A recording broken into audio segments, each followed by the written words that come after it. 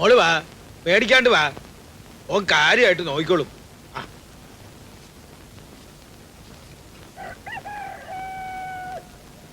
ഓളുടെ ഉമ്മാന്റെ ഉമ്മാനെ നമ്മുടെ വാപ്പ അസലി രാജിക്ക് വലിയുപ്പ പെരുന്നാളിന് കൊടുത്താണ്. അതിന്നുണ്ടായ വിത്താണ്. എന്ത് വിത്തായാലും ശരി, എന്റെ അന്തോണിസ് പുണ്യാളച്ച ഹാജിയാർക്ക് 3000 പോണത്.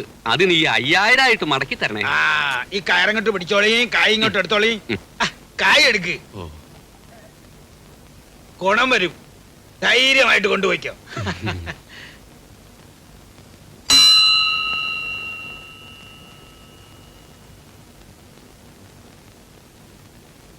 ഹാജിയാരെ ഞമ്മള് കണ്ടു. എന്ത് കണ്ട്? ഹാജിയാരുടെ പുതിയ ബീവി അവിടുന്ന് എത്തി നോക്കണത് ഇപ്പൊ നമ്മള് കണ്ടു.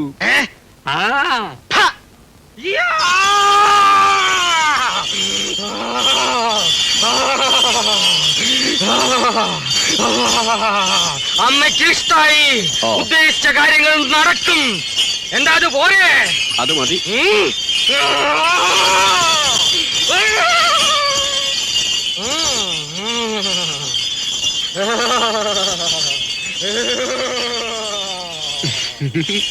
ദേവയാനി ചേച്ചി എവിടേക്കാ? തന്റെ അമ്മയുടെ നായരോടക്ക്. അത് നടത്തം കണ്ടപ്പോഴേ മനസ്സിലായി. മാനേരം ഒന്നും കൂടെ മാറിക്കോ. ഒന്ന് തൊഴിയിക്കാൻ കൊണ്ടുവന്നതാ. മറച്ചു വെക്കുമ്പോ നഷ്ടം വരരുതല്ലോ. തൊഴടി മോളെ, ഭഗവതി തൊഴടി മോളെ. എന്തിനാ പാപ്പി മറിച്ചു വെക്കുന്നത്? അതിന് നിനക്ക് തന്നെ വളർത്തി പാല് കുടിച്ച് ശരീരം നന്നായിക്കൂടെ? നായര് വെറുതെ വിവരദോഷം പറയരുത്. എന്റെ അപ്പനോ അപ്പന്റെ അപ്പനോ അപ്പാപ്പന്റെ അപ്പനോ പാല് കുടിച്ചിട്ടില്ല. പശുവിനെ വാങ്ങും വിൽക്കും. ഇനി ഞാനായിട്ട് എന്തിനാ പാരമ്പര്യത്തിൽ കളങ്കം വരുത്തുന്നത്? തൊഴുതു കഴിഞ്ഞാൽ പോവാടി മോളെ. ഇനി ഇവിടെ വിവരക്കേട് ഇനിയും കേൾക്കേണ്ടി വരും.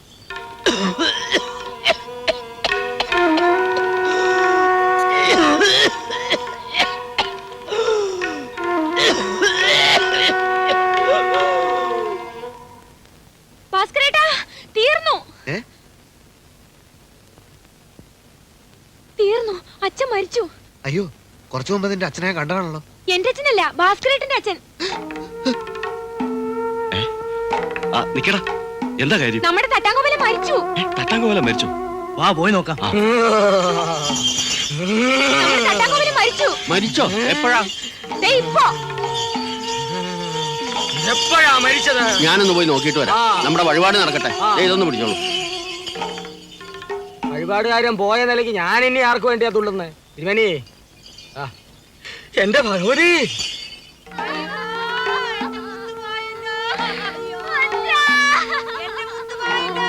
എന്താ എന്താ സംഗതി? നമ്മുടെ തട്ടാങ്കോവല മരിച്ചു.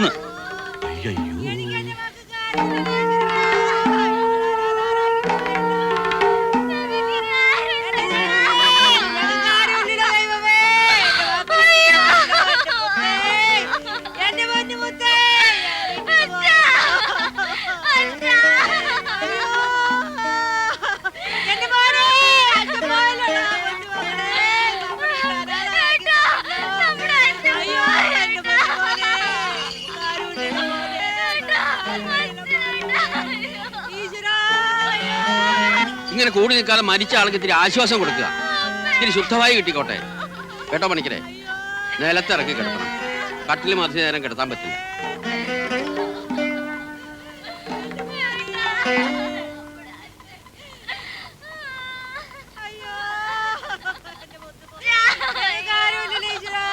എല്ലാരോടും ഒന്ന് പോവാൻ പറ.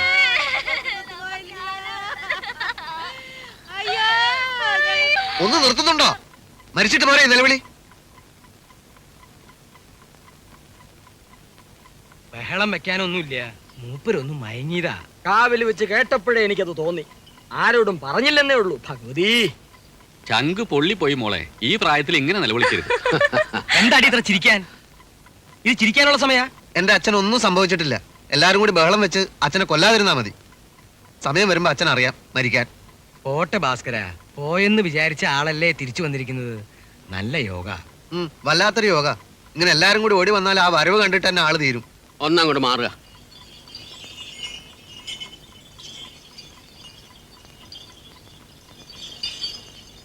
പണിക്കരെ, ഞാൻ ഇറങ്ങി. ഇനി ഇപ്പൊ പോയിട്ടെന്താ? തുള്ളി തീരുന്നതിന് മുമ്പ് ഓടി പോന്നതല്ലേ. ഇനിയുള്ളത് ഇവിടെ തന്നെ തുള്ളി തീർത്താ പോരെ? എവിടെ തുള്ളണം എന്നുള്ളത് വെളിച്ചപ്പാട് തീരുമാനിക്കും. പരിഹസിക്കരുത്.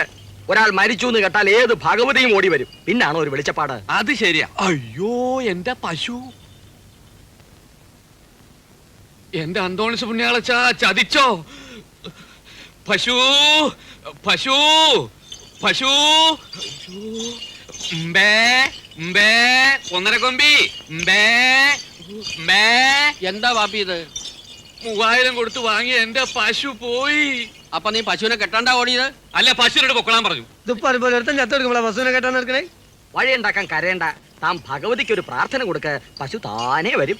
ശരിയാ, പോയ പശു അതുപോലെ തിരിച്ചു റിവേഴ്സിൽ വരും. ഓ, പോയ 3000ന്റെ കൂടെ എന്റെ ഒരു 10 ഉറുപ്പിക കൂടി വെളിച്ചപ്പാടിന് പോയിക്കോട്ടെ എന്ന്. നല്ല ബിസിനസ്സാ. എന്നാ താനിരുന്ന് കരേ വരി നേരെ. അല്ല എന്താ നിറം? തന്റെ നിറം പോയിക്കോ അവിടുന്ന്. ഇനി അച്ഛൻ സുഖമായിട്ടൊന്ന് ഉറങ്ങ്, ക്ഷീണം മാറട്ടെ. ഞാൻ ഡോക്ടറെ വിളിക്കാം.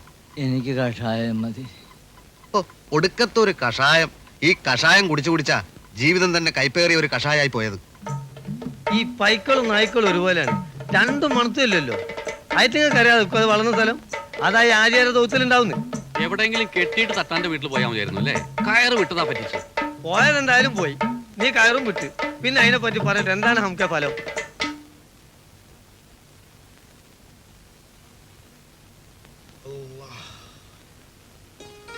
ഞാൻ പറഞ്ഞത് നിങ്ങൾ കേട്ടില്ല. എന്ത് കേക്കാൻ? പുറത്തു പോണ കാര്യം ഒഴിച്ച് എന്ത് വേണോ പറഞ്ഞോ, നമ്മള് കേക്കാം. ഞമ്മക്ക് രണ്ടുപേർക്കും കൂടെ എന്റെ ഇളയപ്പാന്റെ വീട് വരെ ഒന്ന് പോയിക്കൂടെ? അവിടെ നേർച്ചയില്ലേ? പിന്നാമ്പറത്തെ കുന്നിന്റെ മുകളിൽ പോയിരുന്നാൽ എന്ത് ഭംഗിയാ. മയ പേണേന് മുന്നേ ആണേല് 2 മഴവില്ലും കാണാം. കൊന്നുകളെ ഞാൻ. അനക്ക് ഇവിടെ എന്താണ് ഒരു കുറവ്? അന്ന നമ്മൾ നല്ലോണം നോക്കണില്ലേ? തിന്നാൻ തരണില്ലേ? ഈ കാണുന്നതൊക്കെ അനക്കുള്ളതല്ലേ? പിന്നെ ഒന്നിച്ച് കയ്യും പിടിച്ച് നേർച്ചയ്ക്ക് പോകാനും പറ്റും. നമ്മളെന്താ പ്രേമിക്കുക? അന്ന കെട്ടണേന് മുന്നേ 2 എണ്ണത്തിനെ നമ്മൾ കെട്ടി. ഉത്സവത്തിന് കൊണ്ടുപോയി, നേർച്ചയ്ക്ക് കൊണ്ടുപോയി, സിനിമയ്ക്ക് കൊണ്ടുപോയി. ഒടുവിൽ എന്തുണ്ടായി? 2 ഓരോ കള്ള നായിന്റെ മക്കളുടെ കൂടെ നമ്മൾ അറിയാണ്ട് ഒളിച്ചോടി പോയി. നിങ്ങൾക്ക് എന്നെ വിശ്വാസമില്ലേ? ഹലോ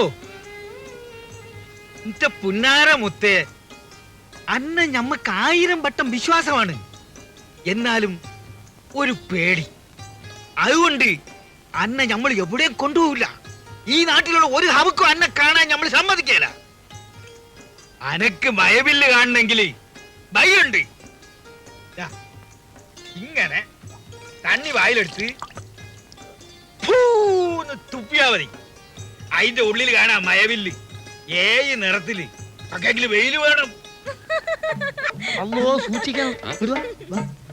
പെണ്ണുങ്ങളെ ചിരിയേക്കുന്നുണ്ട്.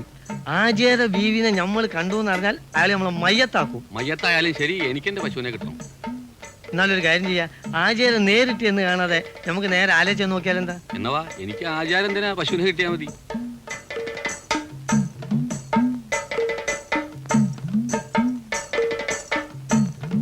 ഇതിനകത്തില്ല. അയാളെ നമ്പാൻ പറ്റൂല, അയാൾ തോത്തിന്റെ പുറത്തും കെട്ടും. വാ പോയൊക്കെ ഉണ്ടാവും. ഉണ്ടാവും. വേഗം കയറിക്ക് ആചാരം നോക്കാം. അയ്യോ, ചാടല്ലേ, ഇവിടെ ചാണകക്കുഴിയാണ്. ആരോ തൊടിയിൽ കടന്നിട്ടുണ്ടല്ലോ.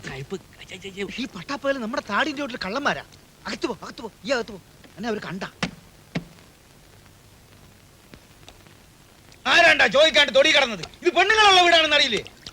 ഞാൻ ചെയ്താമാരാണ്ടാത്.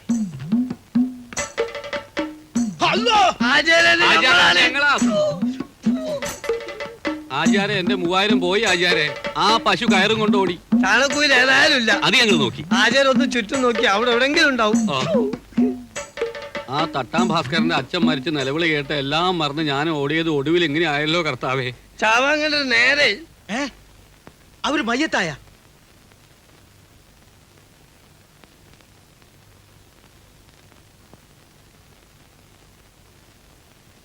ഔവക്കർ പറഞ്ഞിട്ടാണ് നമ്മൾ വിവരം അറിഞ്ഞത്. പടച്ചോ നിരീച്ച മനുഷ്യന് തടുക്കാൻ പറ്റില്ല മോനെ. ആൾക്കാരും വന്ന് തുടങ്ങില്ല അല്ലേ?